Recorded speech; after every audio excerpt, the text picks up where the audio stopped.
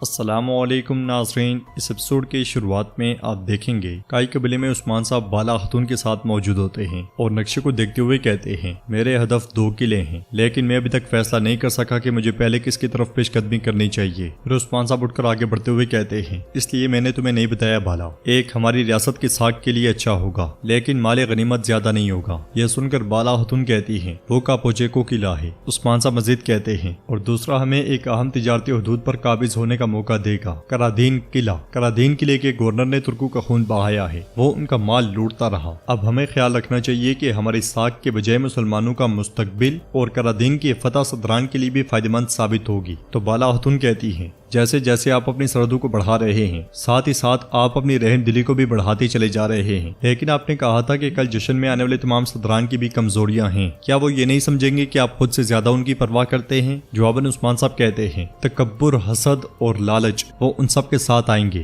ہم ایک نئے حکم کا اعلان کریں گے، جو لوگ اس میں شامل ہونا چاہتے ہیں وہ یقیناً اپنے فرائض کو قبول کریں گے۔ بالا خاتون کہتی ہیں دوسری طرف خلیفہ کا وزیر، آپ نے کہا تھا کہ ان کی آمد ہماری قوم کے مستقبل کے لیے بہت اہم ہے۔ جواباً عثمان صاحب کہتے ہیں جب سے سلجوق سلطنت گری ہے تب سے کراسی، جاندار اور گرمیان وہ سب سلجوق بننے کی کوشش کر رہے ہیں، لیکن یہ کوئی حل نہیں ہے۔ حل یہ ہے کہ جو قوم اٹھی ہے سلجوقی ہے لیکن اس ریاست سے مختلف ہے، اگر ہم خلیفہ کا اعتبار حاصل کر لیں تو انشاءاللہ ہمارا آگے کا راستہ بہتر ہوگا۔ بالا خاتون پوچھتی ہیں اگر وہ ہم سے ملاقات نہ کرے تو کیا ہوگا؟ کیا ہوگا اگر وہ کہے کہ اس نے خلیفہ سے ان زمینوں کے لیے کسی اور کی بات کی ہے؟ عثمان صاحب کہتے ہیں جو بھی ان زمینوں میں اپنی حیثیت کو بہتر بناتا ہے ان کی نظریں یہاں پر جمی ہوں گی بالا، وہ پہلے ہماری سرزمینیں چاہیں گے، لیکن فکر نہ کرو میں اس کی اجازت نہیں دوں گا۔ اس لیے میں علاؤالدین وہاں آتا ہے۔ عثمان صاحب اس سے کہتے ہیں دکان کو اپنے ساتھ لے کر ایک ایلچی کے طور پر کرادین کے گورنر کے پاس جاؤ، تم اسے بتاؤ گے یا تو بغیر لڑائی کے قلعہ ہمیں دے دے یا پھر ہم اسے خون بہا کر لے لیں گے۔ یہ سنتے ساتھ ہی علاؤالدین چلا جاتا ہے۔ ناظرین اس کے بعد ہم صبح کے وقت دیکھتے ہیں کرادین کے لیے روانہ ہونے کے لیے علاؤالدین گھوڑے کے پاس آتا ہے، اسے دیکھ کر گونچا اس کے پاس آتی ہے اور کہتی ہے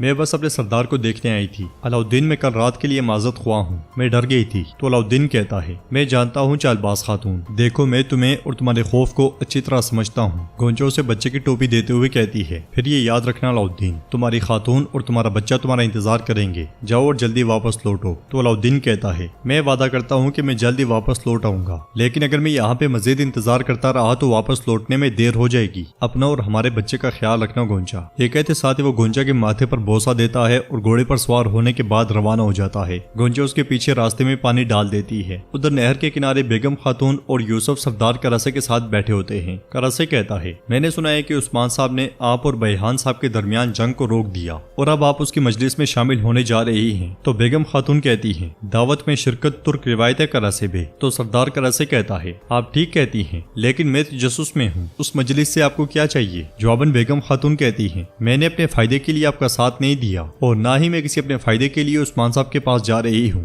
اس پر سردار کراسے کہتا ہے میں ایک بہادر خاتون کے ساتھ اتحاد چاہتا ہوں۔ بیگم خاتون کہتی ہیں صاف صاف بولیں، مگر سردار کراسے کہتا ہے ذہین لوگوں کے لیے اشارہ کافی ہوتا ہے، آپ عثمان صاحب کو جانتی ہیں، اس کا مقصد زیادہ وفادار لوگوں کو جمع کرنا ہے، وہ نہیں جانتا کہ وہ کون ہے لیکن وہ خود کو دنیا کا حکمران سمجھتا ہے۔ تو بیگم خاتون کہتی ہیں مجھے اس سے فرق نہیں پڑتا کہ کون خود کو کیا سمجھتا ہے، بتائیں آپ مجھ سے کیا چاہتے ہیں؟ تو سردار کراسے کہتا ہے میں آپ سے جو چاہتا ہوں وہ ایک مضبوط دوستی ہے، عثمان صاحب کی مجلس میں شرکت کر کے چپکے سے میری آنکھ اور کان بن جائیں۔ بیگم خاتون پوچھتی ہے کیا آپ کو لگتا ہے کہ میں جاسوس ہوں؟ کراسے کہتا ہے ہرگز نہیں، کیا آپ کو لگتا ہے کہ میں جاسوس نہیں ڈھونڈ سکتا؟ میں ایک مضبوط اور ناقابل شکست اتحاد چاہتا ہوں۔ کچھ دیر یوسف کو دیکھنے کے بعد بیگم خاتون کہتی ہیں ناقابل شکست اتحاد قربانیوں کا تقاضی ہے، آپ یہ بہتر جانتے ہیں۔ تو کراسے کہتا ہے ایسی کوئی قیمت نہیں جو میں ادا نہیں کر سکتا، بس فیصلہ کریں کہ آپ کون سا راستہ چنیں گی۔ یہ سن کر بیگم خاتون کہتی ہیں یہ تو وقت بتائے گا، میں نے ایک وعدہ کیا ہے اور ابھی میں عثمان صاحب کی مجلس میں جا رہی ہوں۔ یہ کہتے ساتھ ہی وہ یوسف کے ساتھ اٹھ کر آگے بڑھ جاتی ہے۔ انہیں جاتا ہوا دیکھ کر سردار کراسے کہتا ہے یہ خنجر کی طرح تیز اور گلاب کی طرح نازک ہے، بیگم خاتون تم واقعی منفرد ہو۔ ناظرین اس کے بعد ہم دیکھتے ہیں کہ کائی قبیلے میں ایکوت اور برہان عثمان صاحب کے ساتھ موجود ہوتے ہیں۔ نقشے کی جانب دیکھتے ہوئے عثمان صاحب کہتے ہیں وزیر پہلے دوسرے قبائل کا دورہ کرے گا، اگر اس کے پاس وقت بچا تو تب ہم سے ملاقات کرے گا، ہاں تو وہ ہمیں کم سمجھتا ہے، اور تم مجھے بتا رہے ہو کہ کسی نے وزیر پر حملہ بھی کیا، کون ایسا کرنے کی ہمت کر سکتا ہے؟ بتاؤ ذرا۔ بحران کہتا ہے حضور ہم نہیں جانتے کہ حملہ آور کون تھے۔ تو عثمان صاحب پوچھتے ہیں اگر وزیر نے تم سے یہ چھپایا تھا تو تمہیں کیسے معلوم ہوا؟ اس کے ساتھ ہی ہمیں وہ لمحہ دکھایا جاتا ہے جب نقاب پوشوں کی لاشوں کے پاس کھڑا سپاہی اپنے ساتھیوں سے کہہ رہا تھا چلو لاشیں چھپا دو، کسی کو پتہ نہیں چلے گا کہ یہاں کیا ہوا ہے۔ وہ نقاب پوش بہادر آدمی اللہ اسے سلامت رکھے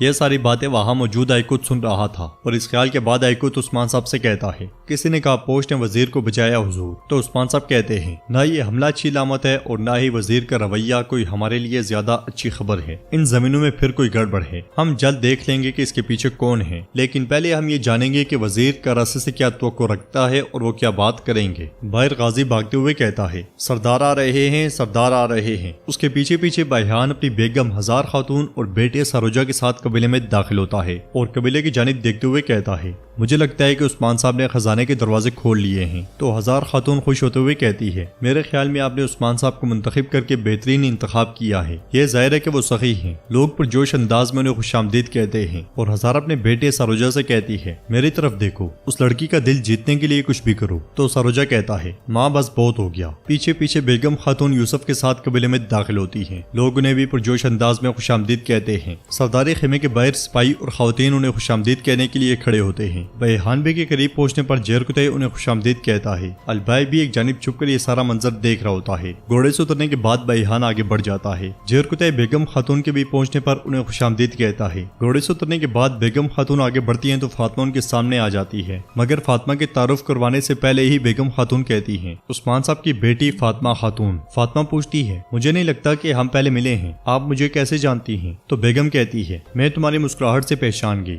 عثمان صاحب بھی اپنے وقت میں، مگر ایک دم سے ادھر ادھر دیکھ کر کہتی ہے تم بالکل عثمان صاحب کی جوانی کا عکس ہو۔ فاطمہ غصے سے پوچھتی ہے تو آپ میرے بابا کو جانتی ہیں؟ اگر آپ بولی نہیں ہیں تو مطلب کہ لمبا عرصہ نہیں ہوا ہوگا۔ بیگم خنجر پکڑتے ہوئے کہتی ہے کافی عرصہ ہو گیا ہے، واقعی طویل وقت گزر گیا ہے، میں تب سے اسے جانتی ہوں جب وہ جوان تھا، کچھ بھی بلایا جا سکتا ہے فاطمہ سوائے جوانی کی۔ یہ سن کر فاطمہ بہت پریشان ہو جاتی ہے اور بیگم آگے چلی جاتی ہے۔ الجن فاطمہ سے کہتی ہے اسے دیکھو کیا باتیں کر رہی ہے۔ تو فاطمہ کہتی ہے یہ کہہ رہی ہے کہ وہ انہیں جوانی سے جانتی ہے۔ الجن یہ خاتون خیمے کی طرف کیوں جا رہی ہے؟ تو وہاں پہنچنے والی بالا خاتون پوچھتی ہیں کون کس کو جوانی سے جانتا ہے؟ تو فاطمہ بیگم خاتون کی جانب دیکھنے لگ جاتی ہے۔ ناظرین اس کے بعد ہمیں مناستر کا قلعہ دکھایا جاتا ہے جہاں لوکاس خانقاہ میں آتا ہے۔ خانقاہ میں بچے اور خواتین موجود ہوتی ہیں۔ ہولوفیرا وہاں موجود بچوں سے پیار کر رہی ہوتی ہے۔ ایک خاتون لوکاس کو ہولوفیرا کی طرف اشارہ کرتی ہے تو لوکاس آگے بڑھ کر ہولوفیرا کے پاس آتا ہے۔ ہولوفیرا کھڑے ہو کر کہتی ہے کماندار لوکاس خوش آمدید۔ تو لوکاس کہتا ہے میں جانتا تھا کہ میں تمہیں یہاں ڈھونڈ لوں گا۔ ہر کوئی جانتا ہے کہ کوئی بھی خدا کے گھر کو تب تک نہیں چھوڑتا جب تک کہ وہ چیز حاصل نہ کر لے جس کی وہ تلاش میں ہوتا ہے۔ ہولوفیرا کہتی ہے میں سمجھی نہیں، آپ مجھے کیوں ڈھونڈ رہے تھے؟ جواب میں لوکاس کہتا ہے انصاف کے لیے، کوئی جہاں بھی ہو آپ کو اسے جا کر ڈھونڈنا پڑتا ہے۔ اس خطے کا کماندار ہونے کے ناطے میں بے گناہوں کا قتل روکنے جا رہا ہوں اور میں تمہیں لینے آیا ہوں۔ تم وہ ہو جو کائیوں کو جانتی ہو، بازنطینیوں میں سب سے زیادہ۔ اگر تم رضامند ہو تو میں چاہتا ہوں کہ تم میرے ساتھ رہو۔ یہ سن کر ہولوفیرا کہتی ہے میں کسی بھی صورت میں کائیوں کے ساتھ آپ کی جنگ میں شامل نہیں ہونا چاہتی۔ لوکاس کہتا ہے مجھے تمہاری ضرورت ہے تاکہ تم کائیوں کو میری نیک نیتی ثابت کر سکو۔ جنگ سپاہیوں کے درمیان رہنی چاہیے، بے گناہوں کی جنگ میں کوئی جگہ نہیں ہے۔ میں جانتا ہوں کہ تم تکلیف میں ہو، اگر تم میرے ساتھ کھڑی ہوگی تو میں تمہارا انتقام لینے میں تمہاری مدد کروں گا۔ تمہارا چچا ابھی تک سانسیں لے رہا ہے، تم خانقاہ میں رہ کر اپنے بابا کا انتقام نہیں لے سکتی، چلو اپنا سامان باندھ لو، میں کسی کو تمہارے ساتھ بھیجتا ہوں۔ یہ کہتے ساتھ وہ دوسری خاتون کی طرف اشارہ کرتا ہے۔ اسی دوران کمانڈر لوکاس کے پاس آ کر اسے پکارتا ہے تو لوکاس کمانڈر کے ساتھ آگے بڑھ جاتا ہے جبکہ ہولوفیرا انہیں دیکھنے لگ جاتی ہے۔ تو ناظرین اس کے ساتھ یہ ایپیسوڈ بھی اختتام پذیر ہوتی ہے۔ اگر آپ کو ویڈیو پسند آئے تو ویڈیو کو لائک کر دیں، چینل کو سبسکرائب نہیں کیا ہوا تو سبسکرائب کر کے نوٹیفیکیشن بیل کو لازمی سے آن کر لیں تاکہ نیکسٹ آنے والی ویڈیوز کا نوٹیفیکیشن آپ کو ملتا رہے اور آپ وہ ویڈیوز سب سے پہلے دیکھ سکیں۔ ملتے ہیں نیکسٹ ویڈیو میں، تب تک کے لیے رکھیں اپنا اور اپنوں کا بہت زیادہ خیال۔ اللہ نگہبان۔